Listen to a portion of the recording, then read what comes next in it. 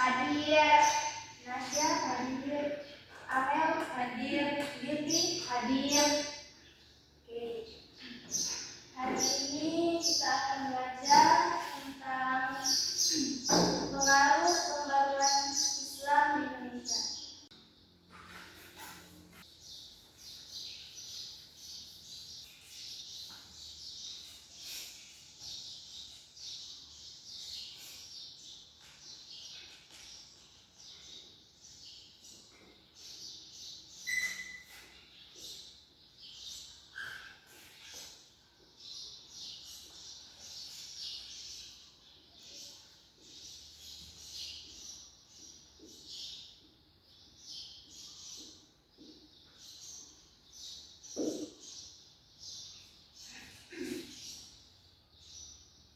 Jadi di sini ada pengaruh pembaruan Islam di Indonesia.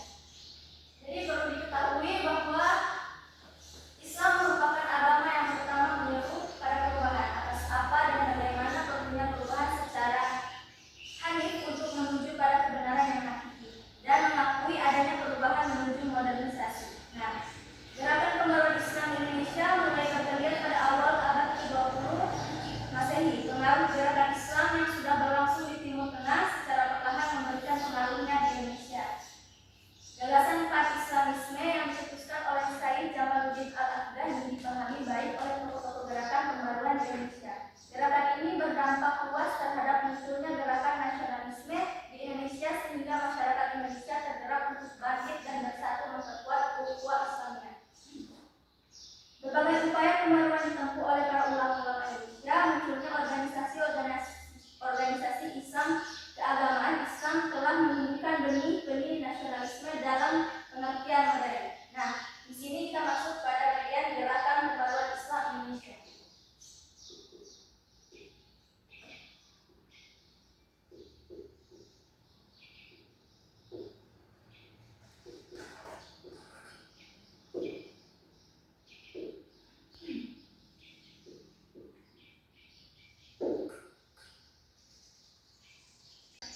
Jadi gerakan pembaruan Islam di Indonesia ini dimulai awal abad ke-20. Pemikiran pembaruan sudah mewarnai arus pemikiran gerakan Islam di Indonesia. Namun melihat dari perkembangan pembaruan Indonesia tidak hanya dipengaruhi oleh pembaruan dari luar negeri. Hal tersebut diasumsikan bahwa pergerakan pembaruan yang terjadi di Indonesia banyak dipengaruhi oleh pemikiran nasionalisme kebangsaan.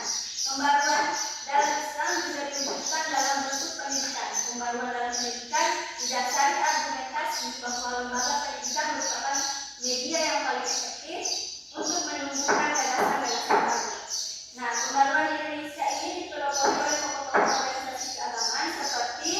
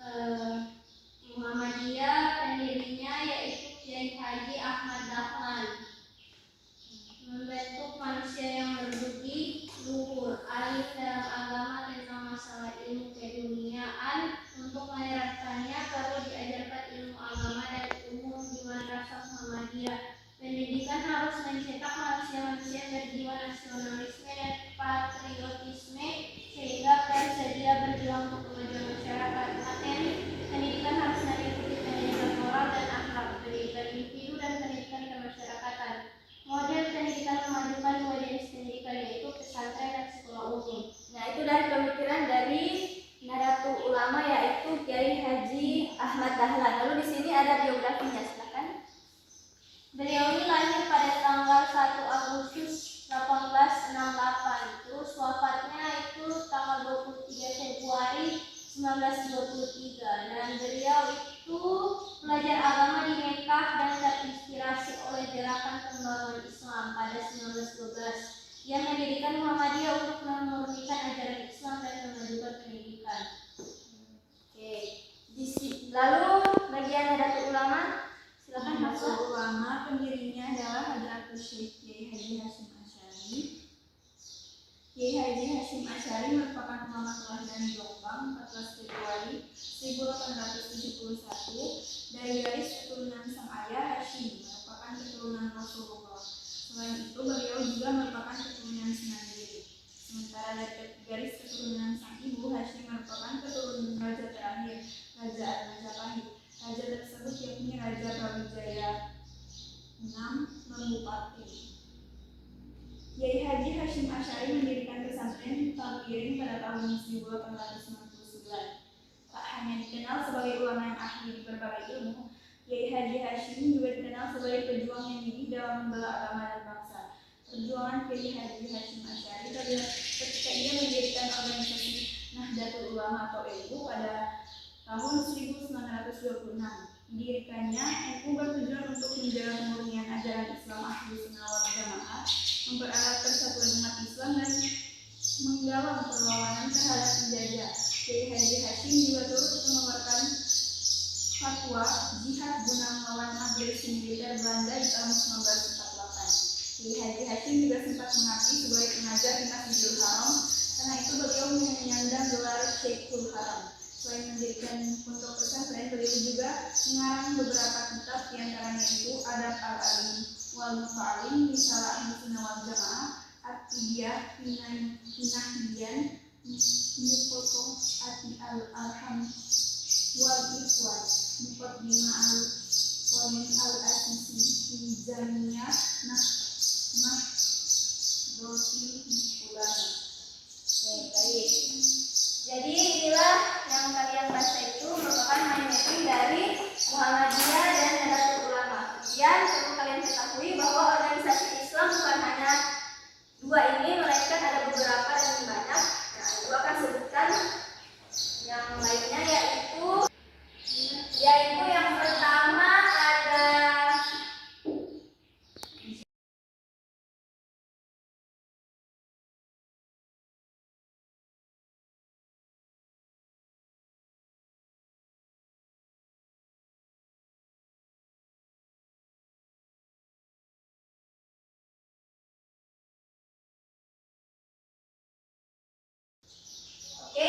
jadi selain daripada yang dimainkan tadi yaitu ada Muhammadiyah dan Nahdlatul Ulama, juga organisasi-organisasi Islam yang ada di Indonesia. Yang pertama ada Jamiatul Khair, dan juga yang kedua Syarikat Islam, Persatuan Umat Islam, Muhammadiyah, Al-Irsyad Al-Islamiyah, Persatuan Islam, Nahdlatul Ulama, dan Majelis Islam Akhlak Indonesia. Oke, di sini Ibu meminta dua orang saja perwakilan untuk membacakan mengenai histori atau cerita dari organisasi Islam seperti Syarikat Islam dan Al-Irsyad Al-Islamiyah. Oke, untuk bagian pertama Syarikat Islam, silakan, sudah ada. Saya membacakan organisasi selain Muhammadiyah dan NU yaitu organisasi Syarikat Islam 1905 Masehi. Syarikat Islam Indonesia adalah organisasi massa tertua yang berdiri sejak era kolonialisme, didirikan oleh Haji Saman Hudi pada tanggal 16 Oktober 1905. Awal berdirinya Indonesia bernama Sarekat Dagang Islam atau SDI, organisasi yang didirikan sebagai wadah perkumpulan dan pergerakan bagi para pedagang Muslim pribumi guna menandingi monopoli pedagang Tionghoa masa itu. Sikap imperialisme pemerintah kolonial Hindia Belanda terhadap pedagang pribumi membuat Haji Samanhudi yang juga berprofesi sebagai seorang saudagar bergerak dengan cepat menyebarkan berita berdirinya SDI, salah satunya melalui buletin Taman Warta tahun 1902 sampai 1915. Oke, baik, terima kasih Arianti. Silakan kembali ke tempat. Lalu yang kedua ada Al-Irsyad Al-Islamiyah. Silakan. Al-Islamiyah yang didirikan pada 6 September 1914 di Jakarta oleh Syekh Ahmad Surkati, ulama asal Sudan. Organisasi ini bertujuan memurnikan ajaran Islam terutama dalam maulid, ibadah dan amaliyah, serta akal Muhammadiyah dan Persis. Al-Irsyad dikenal sebagai pelopor pembaruan Islam di Indonesia.